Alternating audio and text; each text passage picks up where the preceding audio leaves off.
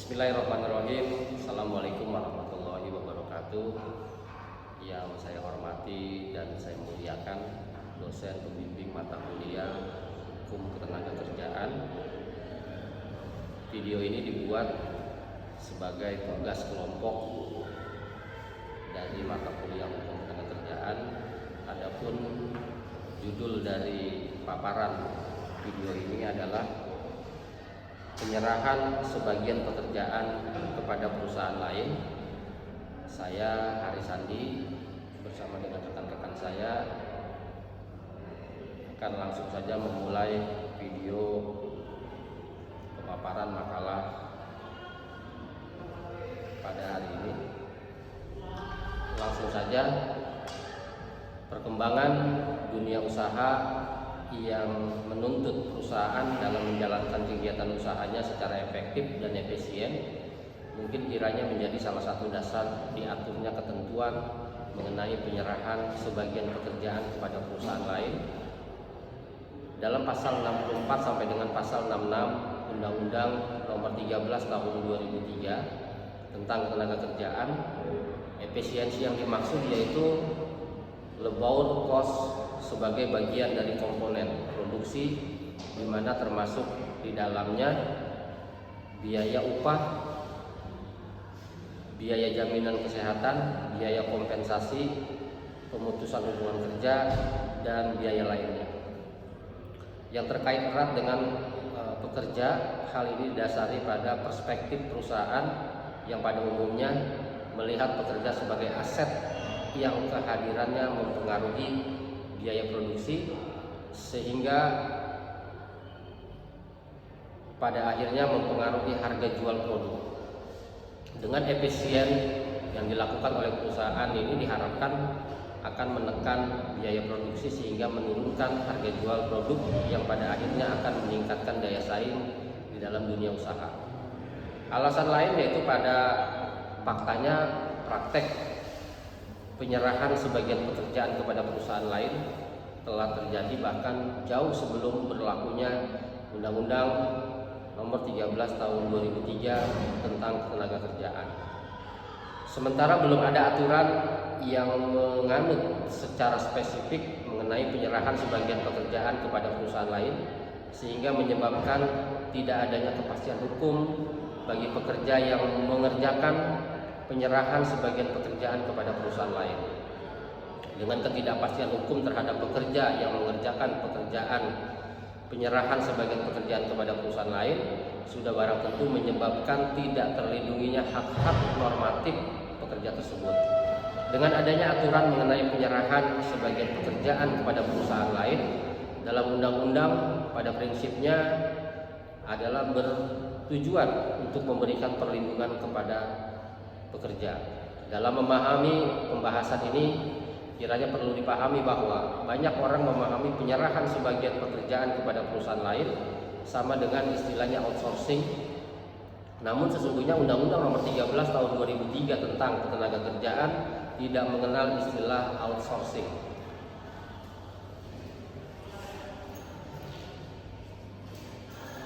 Outsourcing merupakan suatu kondisi di mana suatu perusahaan menyerahkan sebagian pekerja tertentu kepada pihak ketiga berdasarkan suatu perjanjian yang bertujuan agar tercapainya pembagian resiko dan pengurangan labor cost pada perusahaan tersebut.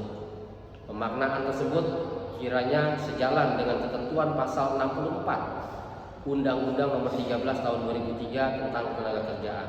Oleh karena itu, dapat diambil kesimpulan bahwa penyerahan sebagian pekerjaan kepada perusahaan lain merupakan sebuah bentuk tertentu dari perjanjian antara perusahaan pemberi pekerjaan dengan perusahaan penerima pekerjaan terhadap suatu pekerjaan tertentu.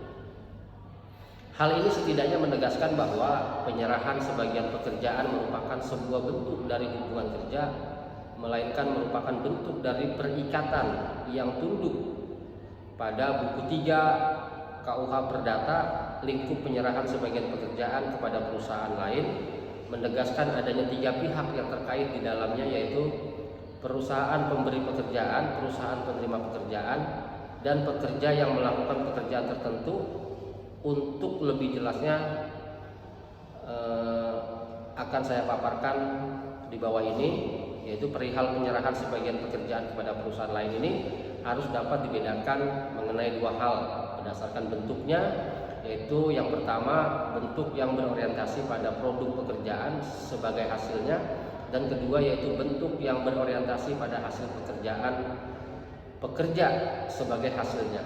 Pembagian mengenai dua hal tersebut di atas jika dikaitkan dengan ketentuan pasal 64 Undang-Undang Nomor 13 Tahun 2003 tentang Ketenagakerjaan, didapatkan sebuah kesimpulan, yaitu penyerahan sebagian pekerjaan kepada perusahaan lain yang berorientasi pada hasil pekerjaan pekerja dilakukan berdasarkan perjanjian pemborongan, dan penyerahan sebagian pekerjaan kepada perusahaan lain yang berorientasi pada hasil pekerjaan pekerja sebagai hasil dilakukan berdasarkan perjanjian penyedia jasa pekerja. Pada kedua bentuk ini, pekerja yang melakukan penyerahan sebagian pekerja kepada perusahaan lain memiliki hubungan kerja dengan perusahaan penerima pekerjaan dan bukan pada perusahaan pemberi pekerjaan. Hubungan kerja yang dimaksud dapat dilakukan baik dengan perjanjian kerja waktu tertentu atau PKWT maupun perjanjian kerja waktu tidak tertentu atau PKWTT. Namun perlu dipahami bahwa keberadaan dan keberlakuan fase perjanjian kerja waktu tertentu dalam pasal 65 ayat 7 dan pasal 66 ayat 2 huruf B Undang-Undang Nomor 13 Tahun 2003 tentang Ketenagakerjaan telah ditafsirkan secara konstitusional bersyarat oleh Mahkamah Konstitusi Republik Indonesia melalui putusan Mahkamah Konstitusi. Assalamualaikum warahmatullahi wabarakatuh. Nama saya Fajar Setiawan. Saya akan menerangkan tentang prinsip-prinsip penyerahan sebagian pekerjaan kepada perusahaan lain. Dalam melaksanakan penyerahan sebagian pekerjaan kepada perusahaan lain haruslah didasarkan dengan prinsip-prinsip dan syarat-syarat yang telah diatur dalam Undang-Undang Nomor 13 Tahun 2003 tentang Ketenagakerjaan dan Peraturan Menteri Tenagakerja dan Transmigrasi Republik Indonesia Nomor 19 Tahun 2012 tentang syarat-syarat penyerahan sebagian pelaksanaan pekerjaan kepada perusahaan lain, yaitu A. Penyerahan sebagian pekerjaan kepada perusahaan lain bukanlah merupakan bentuk hubungan kerja. B. Prinsip pengalihan tindakan perlindungan bagi pekerja atau buruh merupakan prinsip yang harus diterapkan dalam pelaksanaan perjanjian kerja waktu tertentu atau PKWT sebagai dasar hubungan kerja antara perusahaan dan penerima pekerjaan dengan pekerja yang melaksanakan sebagian pekerjaannya tertentu tersebut. C. Pekerjaan yang dapat dialihkan harus pekerjaan penunjang atau bukan pekerjaan inti. Prinsip ini menegaskan bahwa pekerjaan yang dapat dialihkan hanyalah pekerjaan yang terpisah dari kegiatan utama baik manajemen maupun kegiatan pelaksanaan pekerjaan. Yang D. Kewajiban pendaftaran perjanjian pemborongan dan perjanjian penyedia jasa pekerja kepada instan ketenagakerjaan tempat pekerjaan tersebut dilakukan. E. Kewajiban pemenuhan syarat perusahaan menerima pekerjaan. Setiap perusahaan pemborongan maupun penyedia jasa pekerjaan harus memenuhi syarat terbentuk Badan Hukum Perseroan Terbatas atau PT. Yang F. Pembatasan jenis pekerjaan penunjang. Prinsip ini membatasi jenis pekerjaan yang dapat dikerjakan oleh para pekerja yang memiliki hubungan kerja dengan perusahaan penyedia jasa pekerja, yaitu usaha pelayanan kebersihan atau cleaning service. Yang G. Jaminan pemenuhan hak-hak pekerja dalam hubungan kerja sebagaimana diatur dalam peraturan perundang-undangan. Prinsip ini menjamin perlindungan kepada pekerja dalam bentuk 3 macam perlindungan, yaitu perlindungan sosial dan kesehatan kerja, yang kedua perlindungan teknis atau keselamatan kerja, yang ketiga perlindungan ekonomis atau jaminan sosial. Perjanjian pemborongan.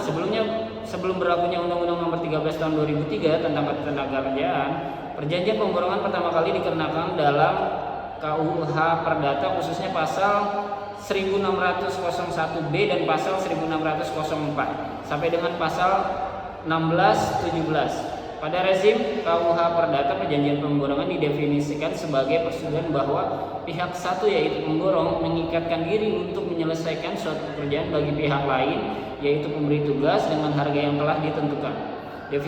Definisi ini selaras dengan sebagaimana pendapat Subekti dalam bukunya yang menyatakan bahwa perjanjian pemborongan merupakan perjanjian yang dibuat antara pihak yang memborongkan suatu pekerjaan tertentu yang menyepakati atas sejumlah harga penggorongan dengan pihak lain yang menyanggupi melakukan suatu pekerjaan tertentu dalam kurun waktu tertentu. Dalam melaksanakan perjanjian penggorongan, Surat Edaran Menteri Tenaga Kerja dan Transmigrasi Republik Indonesia nomor SE.04/Men/8/2013 tentang pedoman pelaksanaan Peraturan Menteri Tenaga Kerja dan Transmigrasi Republik Indonesia nomor 19 tahun 2012 tentang syarat-syarat penyerahan sebagian pelaksanaan pekerja kepada perusahaan lain.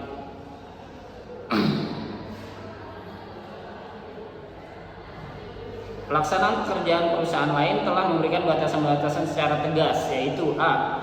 dilakukan terpisah dari kegiatan utama baik manajemen maupun kegiatan pelaksanaan pekerjaan. B. dilakukan dengan perintah langsung atau tidak langsung dari perusahaan pemberi pekerjaan. Yang C. merupakan kegiatan penunjuk perusahaan pemberi pekerjaan secara keseluruhan. Dan yang D. tidak menghambat proses produksi secara langsung. Untuk selanjutnya, saya akan membahas perihal perjanjian penyedia jasa pekerja atau buruh. Pekerjaan yang dapat dikerjakan oleh perusahaan penyedia jasa pekerja telah dibatasi oleh Peraturan Menteri Ketenagakerjaan dan Transmigrasi Republik Indonesia Nomor 19 Tahun 2012 tentang syarat-syarat penyerahan sebagian pelaksanaan pekerjaan kepada perusahaan lain dan Surat Edaran Menteri Ketenagakerjaan dan Transmigrasi Republik Indonesia. Selain itu, hal ini juga termuat dalam Pedoman Pelaksanaan Peraturan Menteri Ketenagakerjaan dan Transmigrasi Republik Indonesia Nomor 19 Tahun 2012 tentang syarat-syarat penyerahan sebagian pelaksanaan pekerjaan kepada perusahaan lain, yaitu sebatas pada kegiatan jasa penunjang, yang berarti bukan mengenai terkait alat produksi atau tidak berhubungan langsung dengan kegiatan utama, yang diantaranya adalah pertama, usaha penyedia kebersihan atau cleaning service. Yang kedua, usaha penyedia makanan bagi pekerja atau buruh atau lebih akrab kita kenal sebagai catering. Yang ketiga, usaha tenaga pengaman atau security. Keempat, jasa penunjang di pertambangan dan perminyakan. Lalu yang terakhir, usaha penyedia angkutan bagi para pekerja atau buruh. Oleh karena itu, perusahaan penyedia jasa pekerja tidak dapat mempekerjakan pekerjaan di luar dari 5 bidang yang saya sebutkan tadi.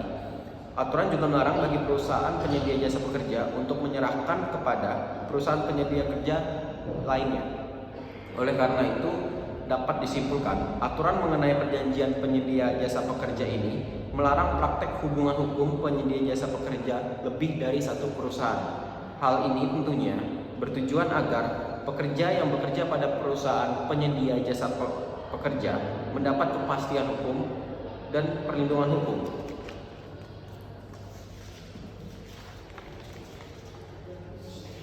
Selanjutnya, sebuah perjanjian penyedia jasa pekerja dengan perusahaan pemberi pekerja haruslah didaftarkan pada instansi ketenagakerjaan tempat pekerja tersebut bekerja.